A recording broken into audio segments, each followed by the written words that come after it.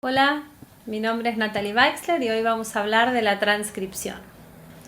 Si recordamos el dogma central de la biología, vamos a ver que el ADN puede copiarse a ARN mediante el proceso de la transcripción, que es justamente lo que vamos a ver hoy. Ese ARN se puede copiar a proteínas mediante el proceso de la traducción y el ADN a su vez se puede copiar a sí mismo mediante el proceso de la replicación. ¿Para qué una célula realiza la transcripción? ¿Para qué se hace copias de ese ADN complementarias a hebras de ARN? Fundamentalmente para poder sintetizar este ARN que luego a través del proceso de traducción se va a transformar en proteínas, ¿sí? A través de esa copia de códigos complementarios que se realiza del ADN. Y para obtener finalmente tres tipos de ARN: el ARN mensajero, el ARN de transferencia y el ARN ribosomal. Cada uno con su función específica que luego vamos a ver en la clase de traducción. ¿Cuáles son las moléculas necesarias, las principales? ¿Sí? Pensar en un proceso como la transcripción requiere de muchísimas moléculas que participan para llevar a cabo el mismo. Acá lo que vamos a mencionar simplemente son las principales y cómo es el mecanismo en forma global. Obviamente vamos a necesitar una hebra de ADN para ser copiada y un promotor. El promotor es una región específica de ADN que tiene un código específico que le va a proporcionar la señal a la enzima para poder comenzar a copiar desde ese lugar, ¿sí? Y vamos a necesitar justamente la enzima, que en este caso se denomina ARN polimerasa o también conocida como ARN-Pol. La transcripción se divide en etapas, son tres. La iniciación, que es la unión justamente de esta enzima, de esta ARN polimerasa a su promotor.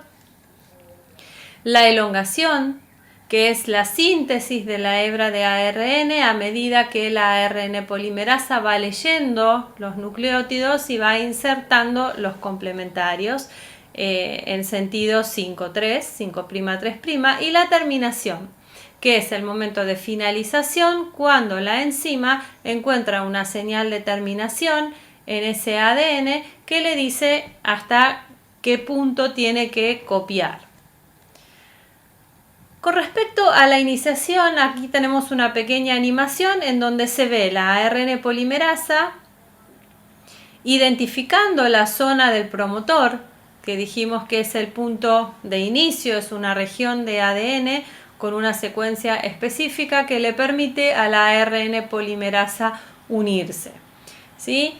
En células procariontes y en eucariontes, además de esta región específica, hay diversas proteínas que también intervienen a la hora de permitir la unión de la ARN polimerasa. Pero la idea de esta presentación es que se queden con el concepto general básico de esa iniciación que consiste en la unión de la ARN polimerasa a esa región específica del ADN.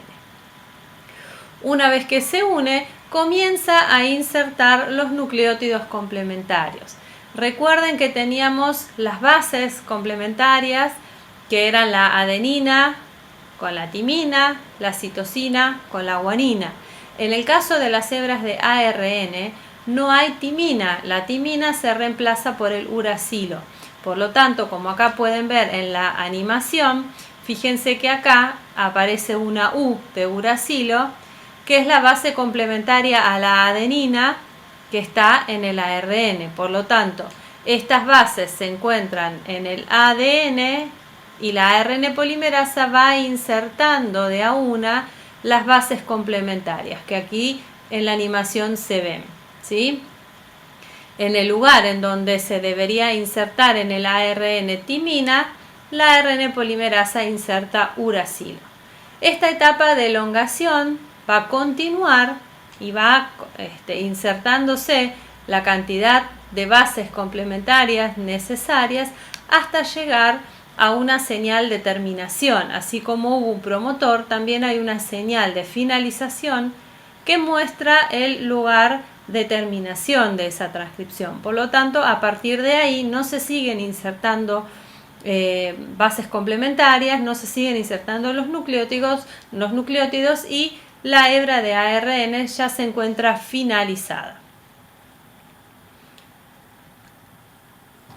Los distintos ARN que se obtienen, que son lineales, deben sufrir un proceso de maduración, un procesamiento, una modificación luego de obtenerse para poder ser ARN funcionales. Hay diferencias entre procariontes y eucariontes que después vamos a verlas rápidamente, pero en términos generales vamos a hablar de la maduración de cada uno de estos ARNs.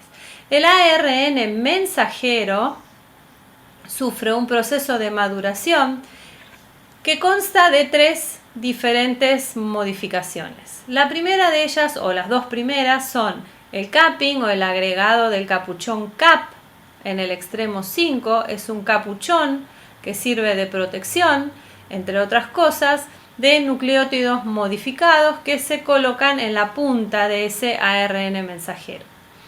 Y por otro lado, en el otro extremo, en el extremo 3, se agrega lo que se denomina la cola poli A, un montón de adeninas, muchos nucleótidos de adeninas, que también sirven para determinadas funciones, sobre todo para poder salir del núcleo, también de protección, en el otro extremo del ARN mensajero. La última de las modificaciones que sufre el ARN mensajero es lo que se conoce como splicing o corte y empalme, en donde se remueve de la hebra del ARN mensajero, que es lineal, zonas que se denominan intrones que no contienen información útil para ese ARN mensajero a través de proteínas que forman una estructura denominada spliciosoma, que es lo que vemos aquí, ¿sí? Esta especie de horquilla en donde se corta ese intrón y se remueve. Estos 3 procesos forman parte de la maduración del ARN mensajero. Por su parte, el ARN de transferencia, que también cuando se sintetiza es lineal, sufre unas modificaciones que fundamentalmente son el plegamiento de la misma, ¿sí?, en donde puede tomar una forma de trébol, una forma de bota o de L, y la remoción de un solo intrón. Y finalmente el ARN ribosomal también sufre corte y empalme, unión a proteínas y plegamiento para formar una estructura que se denomina ribosoma. O sea que ese ARN ribosomal parte de ser una estructura lineal a ser una estructura combinada con proteínas, por lo tanto va a formar un complejo macromolecular, ¿sí?, que modifica su forma, modifica su estructura, adquiriendo luego la función como un ribosoma completo. Y finalmente, las diferencias entre procariontes y eucariontes en este mecanismo de transcripción son las siguientes. En los procariontes, la transcripción ocurre en el citoplasma, recuerden que no tiene núcleo. En las eucariontes, por su parte, ocurre en el núcleo.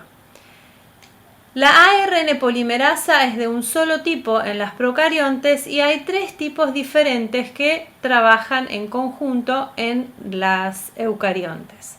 Y finalmente, solamente el ARN de transferencia y el ribosomal sufren el proceso de maduración, estas modificaciones que vimos recién, en estas células procariontes, y en las eucariontes maduran los 3 tipos de ARN, o sea que tanto el ARN mensajero como el de transferencia como el ribosomal sufren estas modificaciones previas a ser ARNs completamente funcionales.